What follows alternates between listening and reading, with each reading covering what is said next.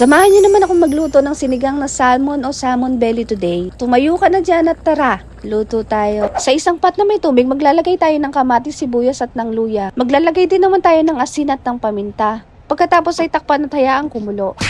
Kapag okay na, ilalagay na natin ang ating salmon belly or salmon belly. Bahala ka na kung anong gusto mong itawag dyan. Dahil mabilis lang naman maluto to, ilalagay na din natin ang ating mga gulay. Okra, sitaw, talong at labanos palayan. Pati na rin pala ang siling haba. Parang sinigang na gulay yata ang labas nito ah. Pagkatapos ay takpan at pakuluan. Kapag okay na, ihahaluin naman natin ito ng bahagya. Hindi naman natin ito mahahalo ng bonggang-bongga kasi baka malusaw yung mga salmon belly.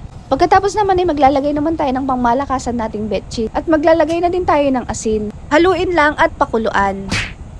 Kapag malambot na yung mga gulay, ay maglalagay naman tayo ng sinigang mix. Depende naman sa inyo kung anong gagamitin yung pang-asim. Sampalok ba, kamyas ba, kayo na bahala dyan. Pagkatapos naman ay ilalagay na natin ang ating mga kangkong. O diba, puro gulay na lang talaga siya. Sinigang na gulay na may konting salmon belly pala no?